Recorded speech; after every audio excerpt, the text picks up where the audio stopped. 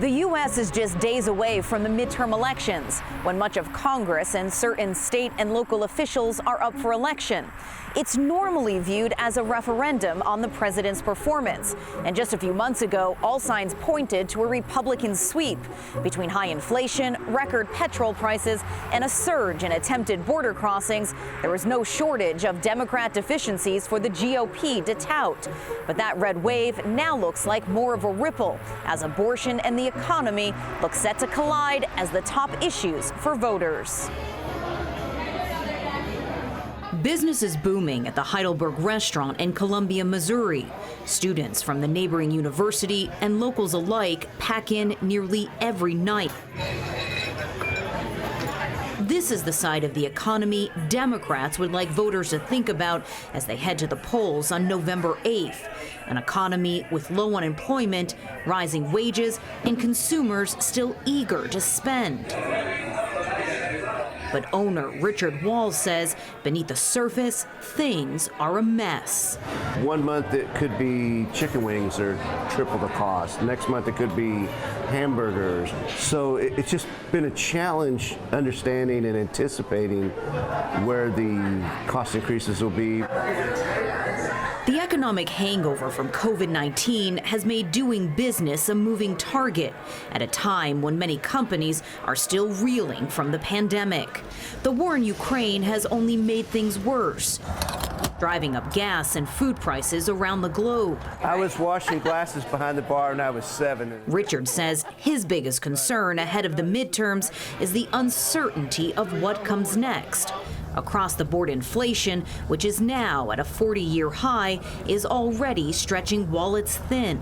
And if the U.S. tips into recession next year, as many economists predict, whatever discretionary income is left could quickly dry up.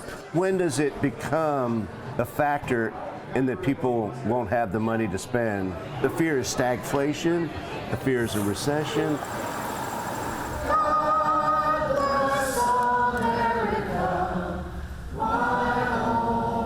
At the Boone County Republican chili dinner across town, the economy is also top of mind for voters. Many here say they're worried about the rising cost of living. Food, gas, housing, higher prices are noticeable at almost every turn in their daily lives. And there's real concern that things could get even worse as the war in Ukraine drags on and OPEC cuts back on oil production. It's starting to get tight, actually. I'm doing things I haven't done in a long time. Like, I thought I got to start cutting coupons, actually. I haven't done that in a while. We just don't have the right atmosphere in this country to prosper like we did 20 years ago. Republican hopefuls across the country, like U.S. Representative Nancy Mace from South Carolina, have latched on to that angst. Just think about the cost of breakfast today. Milk is $4 a gallon. A dozen eggs, almost $4 too. Eager to blame the Biden administration and Democrats at large for America's economic ills. My choice! And divert attention away from issues that could galvanize Democrats and independents, like abortion rights, multiple Trump investigations, and concerns about the state of American democracy, topics which have many experts thinking the Democrats may not fare too badly in the midterms. I think everybody started from the proposition that a midterm election should work for the party that's out of the White House, work in the Republicans' favor. But I think things have been so unusual over not just the last 2 or 3 years, but probably the last 6 years, that a lot of our expectations are probably going to be turned upside down a little bit. That's because there's a wild card going into the elections. One issue that could rival concerns about the economy, not just here in Missouri, but across the United States. The 3-hour drive west in neighboring Kansas, there's a different issue energizing voters: abortion. There's been a sharp increase in new voter registration since Roe v. Wade was overturned in June, especially among women. And it's already shifting abortion policy to the left in one of the reddest states in America. Are you registered to vote? For more than a decade, You'll be there? Carol Jordan has been a member of the League of Women Voters, a nonpartisan network dedicated to registering and educating voters. The midterms are generally a pretty quiet affair, but the demise of Roe has sent a lightning bolt through Kansas's electorate. On the day the abortion decision came down, Vote.org recorded a 1,000% spike in new voter registration. A lot of women woke up and thought, I better vote. We believe that we had 58,000 new or returning voters who hadn't voted for a long time come for the primary. Many of these new voters are young women, like ethereal Whistler Cook. When did you register to vote? 2 nights ago. And what prompted that decision? Seeing how things went with Roe versus Wade and how much it's impacted women has really scared me into needing to fight back. And fight back they have. In the August primary, traditionally conservative Kansans overwhelmingly rejected a ballot measure to remove abortion rights from the state's constitution. It was one of the most shocking results I've seen in American politics. Bob Beatty from Washburn University says the vote showed abortion can be a center issue, with data indicating a third of Republicans voted to keep abortion rights intact. He believes what happened in Kansas could be replicated nationwide in the coming midterms because the overturning of Roe is being framed as a rights issue, which has the power to transcend party lines. Americans actually agree pretty heavily about rights. So for the abortion issue to be framed in terms of women's rights, or not just women's rights, but the rights of Americans, I think that reframing has put it in a different sphere. And unlike the economy, which is a perennial campaign issue regardless of who is in power, abortion, experts say, has a greater sense of urgency this election cycle. At least 5 states will vote on ballot initiatives to either protect the right to abortion or restrict access for millions of women. It may not be the main issue for most voters, but again, given how close many of our elections are, if it changes 5 or 10% of the votes, that's an enormous impact on outcomes. There's little denying that abortion has injected fresh energy into Democrats' midterm battles, but Republicans are still expected to pick up seats in the House and Senate.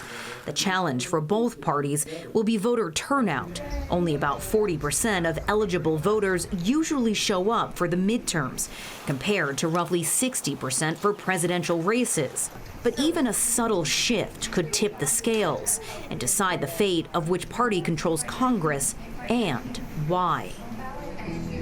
Domestic issues and often small-town politics tend to dominate in the midterm elections. But in America's former industrial heartland, voters are concerned about the threat from abroad, most notably from China. After the break, we'll take you to the battleground state of Ohio, where China is now a campaign issue.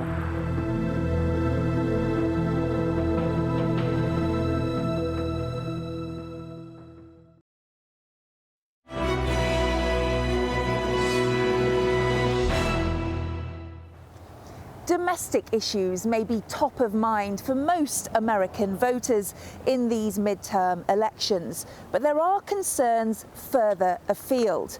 As factories close and more manufacturing moves abroad, China has become a campaign issue for politicians who want to win votes in America's industrial heartland. Once a powerhouse of Midwest manufacturing, the state of Ohio is struggling to find its place in a post-industrial age. A few weeks ago, another factory closed in the state. GE Lighting in the town of Bucyrus outlasted every other lamp plant of its kind in the US, but now the lights are out there too. My father-in-law was the second in command there until he passed away just a few years ago. And so the GE community is near and dear to our family's heart. It was a very bittersweet, or actually bitter moment when you realize that company is no longer here. More than 100 people have lost their jobs. After more than 80 years, production here has stopped and moved to China, turning the lights down on yet another corner of Ohio's manufacturing sector. It's felt keenly by those who live here. Our community, Bucyrus, it's only 15,000 at most, and to lose a percentage of those jobs to overseas is huge. It affects every family in one way or another around here. So it's a sad loss. We've lost many different companies over the past decade. With elections looming, closures like this could make a difference at the ballot box. It's hard to compete with China. I mean, China doesn't have the regulations that we have, the wages. The way that a politician standing for office talks about China, does that influence you? Yeah, it does, absolutely. The politicians that are in office now, I don't think are doing what they need to do. I think the Republicans would do a lot better. Never be dependent on communist China. Democratic candidate for the US Senate, Tim Ryan, is trying to fight that perception in his campaign. China. It's definitely China. One word, China. It is us versus China. Painting his opponent, Trump-backed Republican J.D. Vance, as weak on China. If you don't have the guts to take on China, how can you represent Ohio? I'm Tim Ryan, and I approve this message. Unusually for a peacetime midterm election, foreign policy, and specifically China, is front and centre in Ohio's race. A race which could be pivotal to the political landscape of the remainder of Joe Biden's presidency. Ohio is a key battleground for these midterm elections, one of a handful of states that will determine whether the Republicans win back control of the Senate. And the White House is well aware of the stakes. President Biden has been here 7 times since taking office. Ohio State University political science professor Herb Asher says that given the tightness and significance of the race in Ohio, it's perhaps no surprise that China has become part of the discourse. China is a major competitor. China is a major military power. It's a major diplomatic power. It's a major economic power. So I think that's, perfectly legitimate, even if it's exaggerated, to say, we have to do a better job in terms of bringing jobs back to the United States. He says Ohio's history of losing jobs abroad may also make that message more relevant to voters here. We were the country's probably leading manufacturing state. So I think that's one reason why perhaps this kind of appeal might not work in another state, but here where you've lost so many good jobs, well-paying unionized jobs. So I think it does have some appeal here.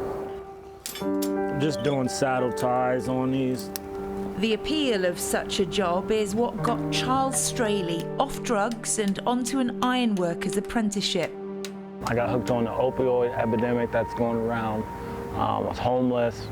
Things were just really ugly and bad for me, and I really have a future today. I'm a foreman today. I have a great fiance. I have a great kids. I have a great career. I have 2 cars in my name. Both of them have insurance. Working on getting a house. Charles is part of a scheme run by the local county government. We don't just provide access to training and pay people to go through these trainings, but we give them wraparound services because we want them to be successful while they're in the program and then after. You get a $250 a week stipend. Then you get access to transportation. If you need rent and utility assistance, if you need child care, you get access to all of those things. Commissioner Crawley says, though some jobs may be leaving the state, others are arriving. So I had family at Lordstown making cars and working at Delphi Packard making car parts. So that is my background. And so it's been sad to see that kind of die down here in this state. Now we have Intel coming, and so now we want to be the Silicon Valley of the Midwest. President Biden broke ground on chipmaker Intel's new $20 billion plant in Ohio in September. Commissioner Crawley wants to make sure that those jobs go to Ohioans. We have a number of women who were displaced disproportionately due to the pandemic. What we have done here at the county is invested $4.5 million for 200 women to get, again, industry-recognized credentials, working with employers in the tech field, Intel being one of those.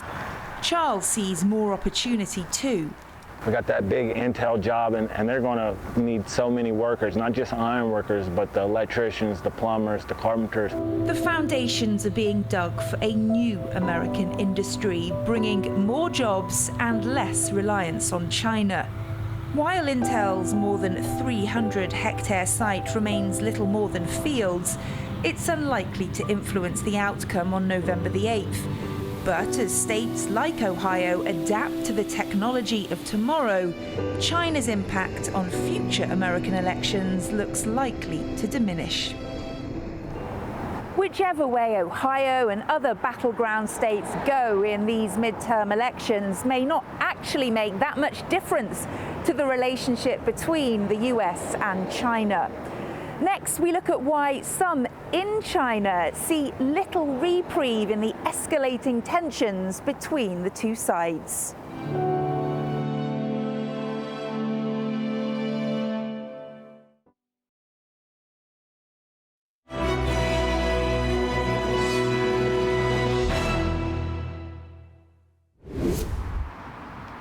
The more things change, the more things remain the same, and that's certainly true of the ongoing tensions between the US and China, now at their highest since diplomatic relations began in 1979. Observers say even if control of the US Congress flips in the midterm elections, the strategic distrust between the two nations goes so deep that the change would hardly make a difference.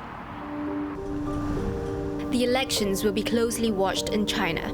But analysts are pessimistic about the future prospects for bilateral ties, whether it's in the geopolitical or security arena or in the area of trade. I think no matter the Democrats can keep the majority or the GOPs can take back the House or the Senate, their China policy is similar. The only thing is they are fighting each other to show who is stronger towards China. So the general political ecology around the midterm election is unfavorable for China-US relations. We will have to see some intense situation relations in the coming 2 months. The impact is being felt on the ground. David Lai runs a trading company exporting auto parts to the United States. His profit margins have been hit hard by the 25% tariffs imposed on Chinese exports to the US. Those tariffs are a legacy from the Trump administration, which President Joe Biden has kept in place since he took office. 25% is really a big hit because that costs us less competitive if we get from China. So that's the way where the prices definitely will go up. And that will affect, because some of my customers will move to elsewhere to buy outside China. For him, diversifying his supply chain and finding ways to bypass those tariffs are matters of survival. And he fears the escalation of the Taiwan issue, the most fundamental difference rocking Sino-US ties now, could worsen the business climate for cross-border traders. Definitely it will affect because there's interlink in that way. Because they want to, like restrict certain products. Probably they might restrict some of our products going to USA. I don't know. This is policies that they will just suddenly pop up and we don't know what will happen next. I think right now I did the right thing. I moved to Vietnam, some of the products. I moved to India. So these are the places that I'm looking at right now, and I'm still exploring more. But the worst affected sector will be the chips industry. China is heavily reliant on foreign companies for the most advanced technology. Analysts estimate that the country is still at least 3 decades away from catching up with leading players in the sector, and US efforts to cut off its access to imports threaten to become a choke point for China. A few years back, under the Trump administration, the US efforts were mostly focused on trade, such as tariffs. But over the past 1 year and more, since President Biden came into office, the focus of the United States seems to have shifted to high tech. For instance, the Chip 4 and Chip Alliance and the Chip and Science Act also want to build up the supply chain, including China, to guard against China. Also, the U.S. has listed over 800 Chinese companies and institutions on the entity list. And so the making high-tech exports to China very complicated and difficult. That will contain China and will also affect China's growth. A survey of U.S. companies in China conducted by the American Chamber of Commerce in March this year showed that 56% of companies cited rising U.S.-China tensions as their top business challenge, followed by inconsistent regulation and rising labor costs, with U.S. politicians competing to be hawkish on China. Most businesses expect U.S.-China relations to stay the same or even deteriorate, regardless of the outcome of the midterm elections.